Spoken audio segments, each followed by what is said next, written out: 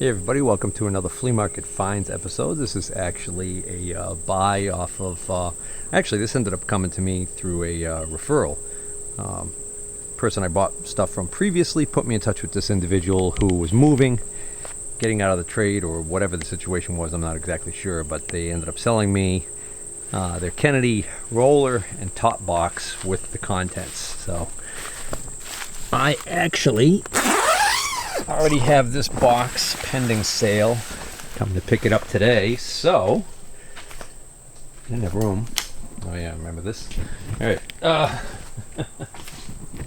Anywho, whew, my lens is fogged up because it is so. I just took the camera out of my basement shop, and it is so hot and humid out here, and the camera was still cool. So, anyways. That is it. So it's a pretty nice Kennedy base, great condition. All the drawers work really nicely. It's got the little garage cubby down below, and then it's got one unusual feature. Somebody took it upon themselves to bolt in a little lock box. So I actually got to clean this out. That's going to be Oh, that's interesting. Gun parts, anyone? Sure looks like a gun part to me. Maybe not. I don't know. But anywho, fog it up again. In case you wanted to see those parts up close again. This is the thing that I thought was part of a receiver or a bolt for a pistol. Could be wrong. Anyway, I thought that box was kind of a neat idea. So that way you go to lunch, you don't have to lock your entire toolbox up if you don't want to. But you could secure like, I don't know, keys, wallet, that kind of stuff in there. So I showed you guys the base. Now let's look at the top box that was on it. The top box, well that's from a previous episode, but I'm filming these out of order because the new owner of these two toolboxes is coming to pick them up today, so I needed to get this. If I wanted this video of these boxes, I needed to get it done today. So anyways, that is a Kennedy 11 draw. That's the big puppy. So that's a cool find there, and got the original keys. No key for the base other than that key to lock that interior, that little secret compartment box. So let's open that up real quick and take a look at it. Oh, before I change sides of the vehicle to get a look at that, this box right here, which is a little dinged up and dirty. On the way out, I spotted this box, and I got this box, I believe, for 10 or 15 bucks because of the condition. No key, but it's a Kennedy, Kennedy 7 draw, which now I am sitting on 3 of these Kennedy 7 draws.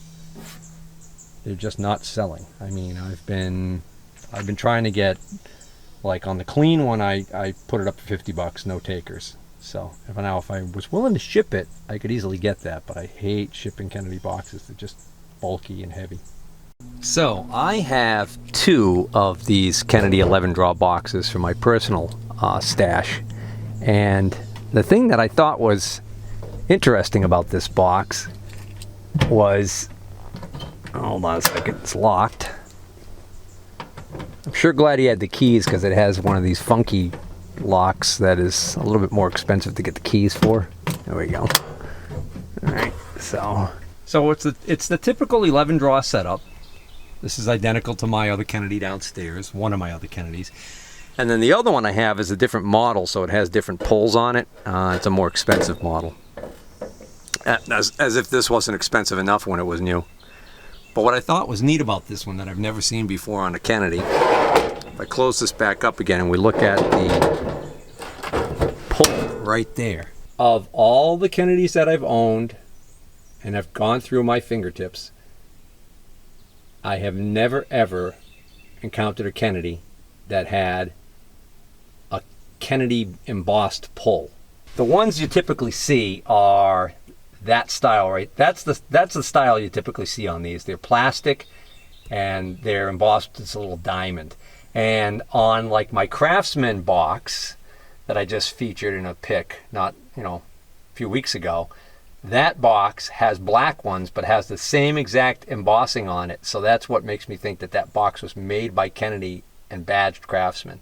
But this is a little different slice of heaven. That's actually metal. It's really kind of cool. Oh well, I hope the new owner is going to enjoy it as much as I did. So, next up, we'll go through the contents, which has been placed in, most of it's been placed into boxes, and we'll have to go through it. And then as if that wasn't enough, while I was there, like I said, I bought that other cheap Kennedy beat up box, but I also ended up buying quite a haul of indexable tooling and inserts and stuff, and we'll go through that too.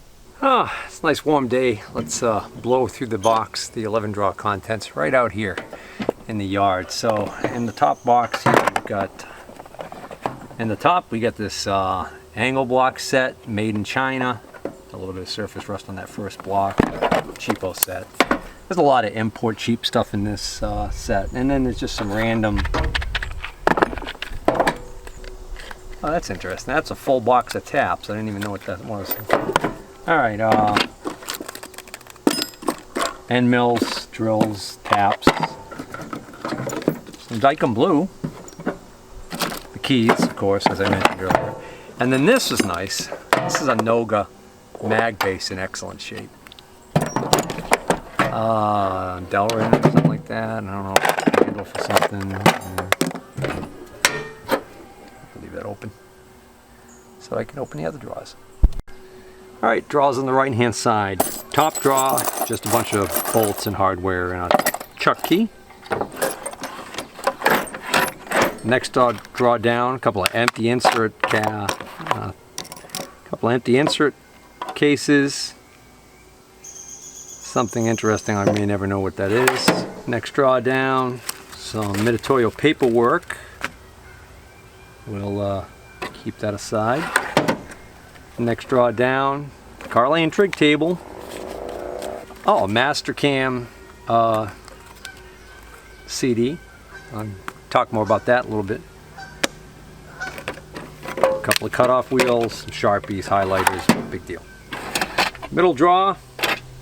Oh, a nice big chuck. Genuine Jacobs one too, like brand new. That's actually a good find. USB cords. Junk. Oh, another one of these doohickeys. Alright, drawers on the left hand side. Hunk of brass. Somebody was using it for beating on something. Some Allen keys. Next drawer down, some Allen keys. Hunk of plastic tubing. Some index tooling keys. Next drawer down, we've got an old Best Test. Bezels beat to hell, but it actually still works perfectly fine. It is a half thou indicator. Some hunks of aluminum and steel, various unknown purposes. Here is a Brown and Sharp edge finder case, and here's another Brown and Sharp edge finder case with the Brown and Sharp edge finder still in it. At least I think it's a Brown and Sharp. Top of the long drawers. Import radius gauge set. Don't even need to open it up to know what that is. Import 3-piece machinist square. No name on them, so they're import. Old Starrett hole gauge set, incomplete. I'm sure there's probably supposed to be. Oh no, actually looks like maybe this was only a 3-piece set. Ancient as heck. A nice, made in the USA marked blade, hardened, no manufacturer's name on it, with the combination head, the protractor head, and the centering head all perfectly matching. So this is a complete set, and none of these pieces are marked either, so I do not know the manufacturer, which is kind of a bummer. Next draw down. Here we go. This is a Midatoyo micrometer set. It is a 0 to 4 inch set. One rod there, 2, 3, and 4 there, all brand new. Okay, this does not belong in there. Alright, but this paperwork does.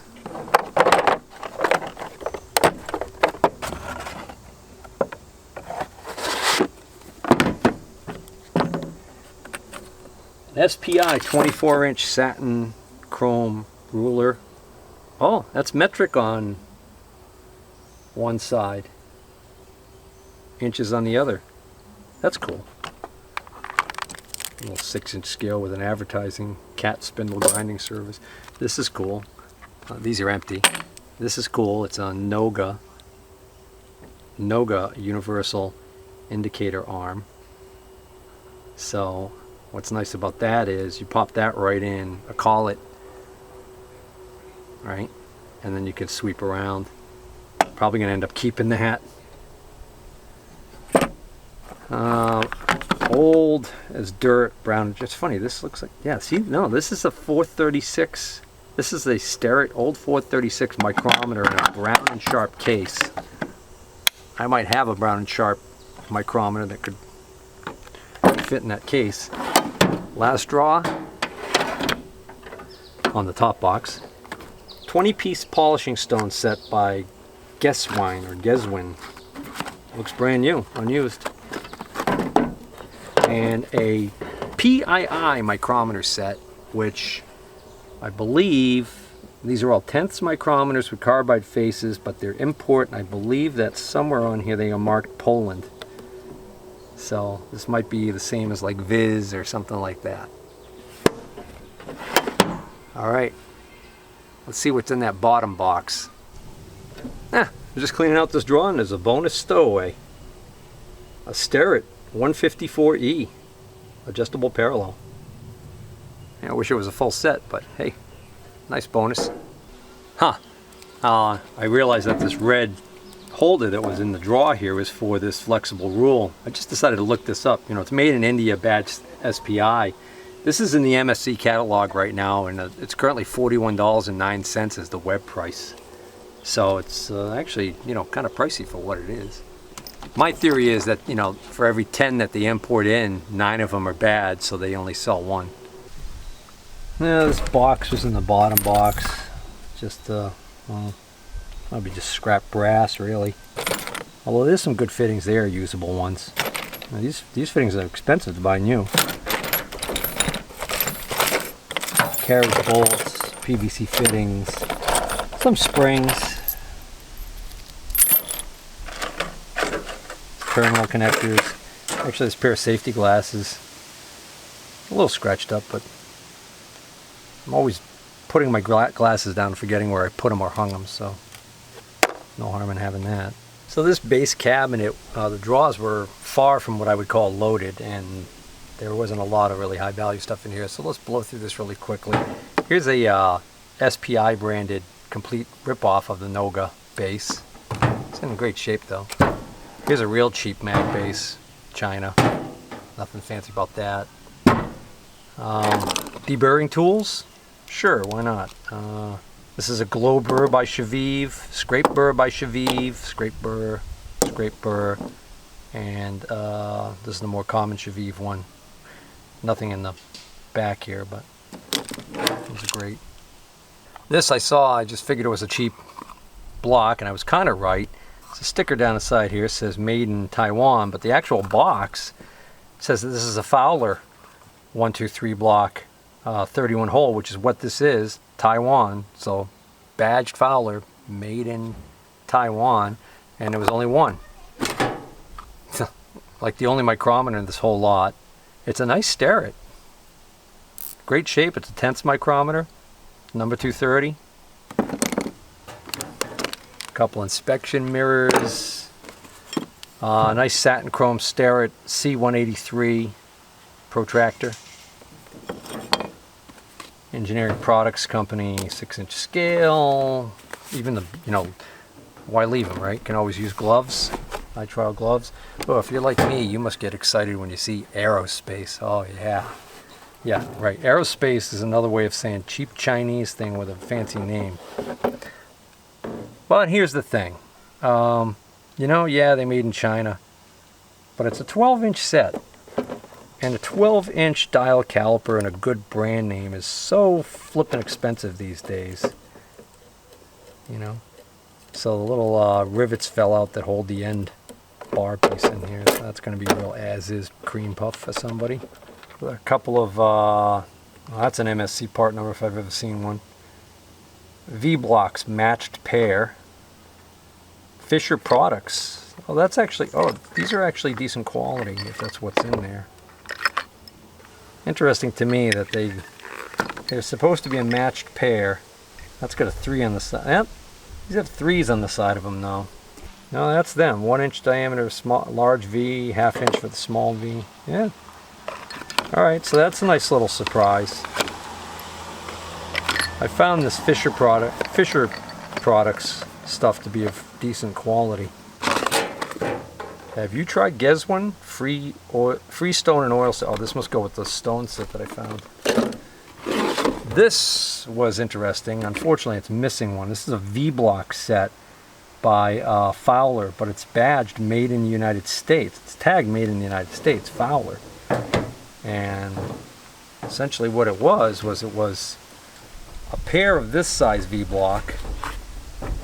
Yeah, it was a pair of these. See that? Marked Fowler. And a pair of these with one, well, actually, there's room in there for 2 clamps, but it's weird that there's only 1 and 1. So I don't know if this came with, but it's incomplete now. Guy said if he comes across the block, he'll call me. Yeah, not gonna hold my breath. I mean, obviously, if he finds it, I'm sure he'd call me, but I don't think he's gonna find it. SPI branded 1, 2, 3 blocks. It's actually in good shape, just need to be cleaned up. Here's a general professional tap wrench set. What's in here? Let's see. Oh, that's nice, actually. I've sold a lot of these general tap wrenches, only loose, you know, one or the other. But this is 2 in a nice little case. That's nice. This is one of the decent items that was in here. This is a Kurt parallel set. At first, I thought it was missing one because of the slot open here, but then I see 2 down there, so I think that's what the deal is there. These are well used. I think I already have a set like this. Wood swollen. So in addition to that whole box of hardware on the left there that I found in there, there was also just a lot of other miscellaneous stuff. That was actually a box off to the side he gave me for free. Got these little things that hold your glasses around your neck. There's a spanner wrench he made for something, and some hold downs and T-nuts in there. Can always use extra ones of those. And here we got needle files, stones. We've got a whole bunch of files that are like in new condition. These funky things, okay, let me show you these things. I don't know what the deal is with these. They're 2 identical holders for something. They got a cap. They're made out of aluminum. Got a cap that screws on. But what's interesting is all of these sections unscrew. So you can essentially make this into a holder of any length you want. I have no idea what the purpose of this would be. I don't know whether or not this was a project and somebody was just showing off their CNC skills, programming skills, or what. Yeah, maybe because of this one. Looks like they had something go wrong here maybe, or I don't know if that was intentional or not. I think this is what it was supposed to look like. So the bottom cap doesn't unscrew. Yeah, so the bottom was supposed to look like that, I think. It was supposed to look like this, and that ended up being a mistake, I think. So anyways, I don't know. Worst case scenario is this scrap aluminum. I mean, even the step pulley was just laying there. I says, "You got a use for this step pulley?" He said, "Nope." Took it. So yeah, all of these files. And one of the drawers had a whole bunch of these screwdrivers, hand tools in it. And he said I was welcome to them. If I didn't want them, I could leave them. I said, no, I'll take them. I don't see a brand on them. They look like El Cheapos, but eh. Although that looks like a good one right there. Oh, we got something different here. Chrome vanadium. Yeah, of course it is. Ergonomically, this looks like a superior, something a little bit superior to your usual run-of-the-mill crap. It's got the solid through shank with a place to hit it with a hammer. That's usually the mark of a better screwdriver, like my Wehas. Love my Wehas.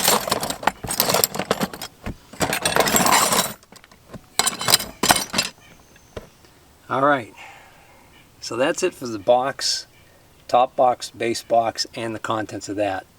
Now let me show you this tooling I bought from this guy as a separate deal. Oh, I said I was going to get back to this Mastercam CD that I found in one of the drawers. These books were sitting there. Your Mastercam training guide with the Mastercam training guide for the mill and lathe. And he said I was welcome to have these for free. He said it's the home learning edition. It's student, I guess is what they call it. So this is free, I guess, online. And the problem is you can't output this to a machine. So you can learn how to use Mastercam on your PC, and then you can run simulated routines on Mastercam on the PC. But if you want the actual version, you get that's going to let you then output the G code or whatever to a machine. You got to pay for it. But okay, so this is the first thing I spotted, and I thought, oh, this must be expensive. Big fancy case that Sandvik made for this thing, the Coral Mill 390. So what's in here is after all of that hoopla in this big huge case, what you got is you've got an indexable end mill, little one. For whatever reason, more than one tool. This has got 2 inserts left in it. This has got no inserts left in it. Oh, these probably were in here, so this was used apparently. But anyways, so that's that. This big face mill, it's still got an MSC supply sticker on it, and it has 2, 4, 6, 7 inserts that look like they're in great shape. This might even be new, unused. So that's a nice big end mill for somebody, a face mill for somebody.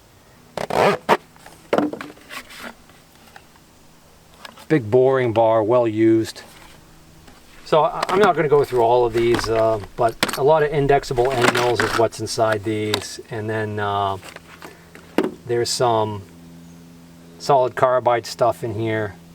That's a coated Coro drill.